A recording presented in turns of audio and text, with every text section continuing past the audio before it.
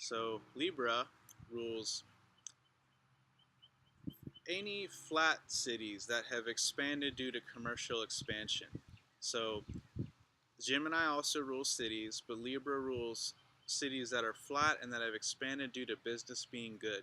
Libra is the scales, the balancing scales. And so it deals with trade and business and valuing, and Libra is the best businessman. So a place where business has expanded and grown and created a city around that is a Libra environment for sure. Commerce environments in general are really going to be ruled by Libra. Um, so farmers markets, bazaars, places like that, the Ivana Jataka gives bazaars to being ruled by Libra. Um, really, just any place of business and trade is going to be ruled by Libra. So that's really a lot of places. Um, Libra rules roads and bridges, which I already gave a great example of how that works in Prajna in my horary astrology video. So check that out if you want an example of how Libra can rule bridges. It can also rule roadside inns, is what Yavana Jataka gives to Libra. Roadside inns. In the old days, they didn't have big hotels or Marriotts. So really, I'm going to give all hotels to being ruled by Libra. They're luxurious places. They're Venusian places. So hotels, motels. Actually, I'm now thinking about it. Another client I have who's a Libra wants to run a hotel at some point in their life, so that's kind of interesting too. Um, but yeah, even a bed and breakfast. I wouldn't maybe say an Airbnb because that's different. That's kind of mixing up factors. But any kind of bed and breakfast that someone runs, that's going to be a Libra environment. Or any sort of hostel, any sort of place where people stop on the side of the road to rest and rejuvenate. Venus rules rejuvenation. Um, and luxury. Usually, there's gonna be an element of luxury involved in that as well. Libra also rules caravans and things like that. I haven't found any use for that yet myself, but in the old days, I'm sure that would be useful. A really interesting one is Libra. Yavana Jataka gives places of customs duties to Libra, and that's really interesting because in ancient times, Vedic culture, the customs work was seen as a really undesirable work. It was a work that was not fit for Brahmins. And Libra is not a Brahmin sign; it is a Sudra sign, so that makes sense. More of a Sudra type field of work, I would think, working at customs places. And the customs places where things are coming and going. So again, it's going to be ruled by Libra. So when you travel to another country and you have to check in at the customs, that's Libra. Um, Another way that we can see that is sort of like how, well, it's not really another way to see it, but it's just sort of interesting how, uh, Libra is, yeah, it's a sign of trade and foreign nations. It can have to do with foreign lands and foreign nations also, because it's the furthest from you, this first sign of Aries. So I see why, I guess Vedic culture was just so much more advanced compared to a lot of these other cultures that you read about in ancient times. I mean, you know, there were really actually enlightened people there. Even some of the kings were very enlightened, like Ashoka.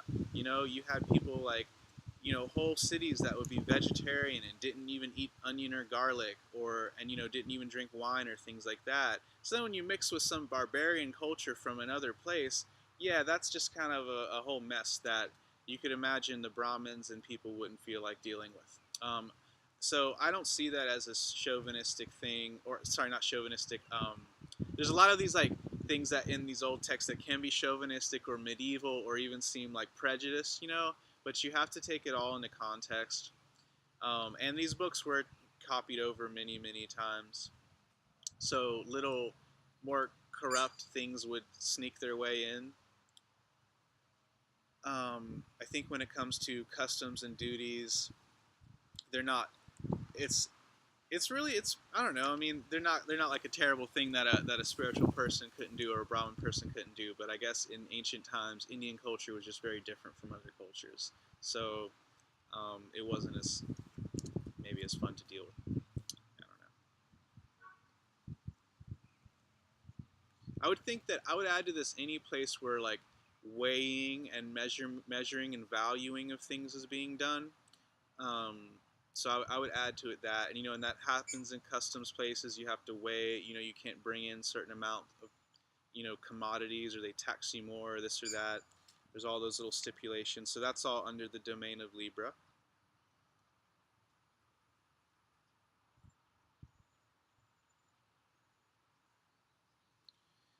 And Libra rules places of money and coins. They said so places where like money is being moved around.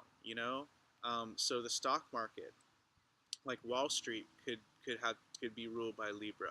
The stock market being in those sort of environments, and the reason I mention that is because I do think it is interesting that the whole Occupy Wall Street movement started while Saturn was exalted in Libra, and it was on a Saturday, like Saturday the 17th, right before of September, right before the Sun moved into Libra and the equinox. So right when it was about to be a major Sun Saturn agitation, starvation sort of factor. If you know your Lagitatia Vastas, that's a really heavy issue, and it symbolizes a lot of what was going on during that Occupy Wall Street uh, whole thing, during that whole event. So that's kind of interesting how Saturn was exalted during that time, and there was a Sun Saturn starvation during the whole peak time of Occupy Wall Street in the sign of Libra. So in the environment of the stock market. So that was where Saturn, the impoverished people, the poor, the common folk, is Saturn, where they were starving Sun, the king, the royalty, like the 1%. And so in the environment of Libra, they literally went in and tried to occupy Libra, Wall Street. Libra also rules places of lyres, which was the name for a harp in ancient times to the Greeks. It was a Greek name for a harp.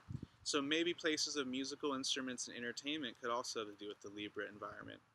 And then also, of course, places of ripened grain. Like Libra is the sign after Virgo, the sign of the harvest. Then comes Libra. So it's the place of ripened grain. And Libra is a sign of, you know, enjoying life and eating well. And in October, we tend to traditionally have a lot of feasts and we eat heavy for the coming winter. So Libra rules places of ripened grain, places of food that's ready to eat. So that'll do it for Libra. Scorpio. Scorpio rules deserts. That's the main one, obviously, deserts, where the scorpions naturally dwell. And deserts take up a huge amount of space, a huge barren amount of space on the earth. The other interesting thing is that Scorpio rules being underwater. And so, really, a huge amount of space of planet Earth, both deserts and all the space underneath the oceans, is ruled by Scorpio.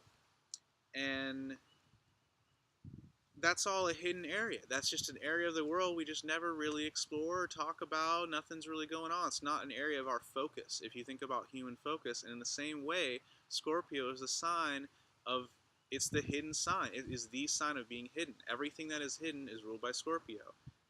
So astrology, the occult, the hidden side of life is all ruled by Scorpio as well. So it's cool that Scorpio literally rules the hidden side of our planet, the hidden areas and environments of our planet. And you'll notice that all the things that I mentioned are all just hidden environments of our planet. Likewise, Scorpio, when it comes to the body, I've not talked about that, but each sign rules the body, a part of the body as well. Scorpio rules the genitals, which we cover up, which we hide from the world. So it's really neat how that all works.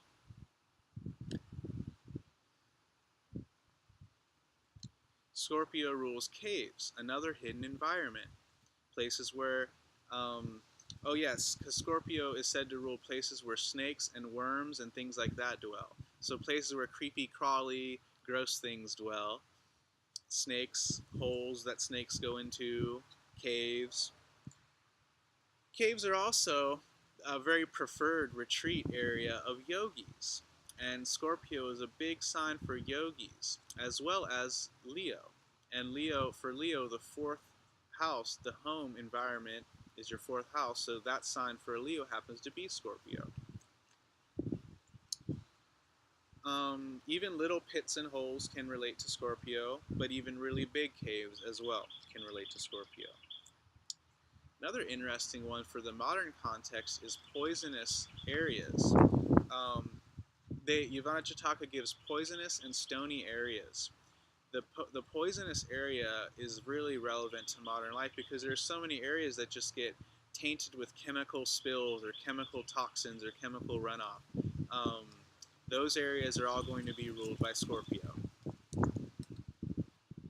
at least once they get tainted. Scorpio also rules prisons. The 12th house is the house of prisons, but Scorpio is the sign of prisons. Then you've got anthills also. I forgot to mention that when I was talking about the worms and things. A neat example of this is how uh, there's one person I know who has a neat Saturn and Ketu conjunction in Scorpio, and he is really into, because K2 makes us really fascinated, like obsessive with things, and then Saturn and K2 both have to do with the past. So he loves to go underneath like old houses, underneath Scorpio, and find cool old artifacts and all this neat stuff. And he sometimes even makes art out of them or finds something valuable there. And that is a very, very Scorpio thing to do. This is something that he's like well known for doing. And then also another thing that Scorpio can rule is graveyards and mausoleums and places of the dead. And so this is funny because that guy also is really into mausoleums and graveyards as well. And I've noticed Scorpios always have a profound respect for the dead. I know of another Scorpio who's an older man who you might not think is very spiritual, but when I went through a graveyard with him one time and it was in the desert, he had a really profound spiritual experience there. Um, yeah, so that's an example. I hope you can use these more, and I hope you can use these to round out your predictions with the environments, so the places of where things are going to happen in. All right, thank you. And remember, this is also not just useful for just prajna, but for all types of astrology. I may have mentioned that before, but I want to make sure I mention that this can be useful for mundane, birth charts, muhurta, prajna, all kinds of stuff. Okay, thanks y'all.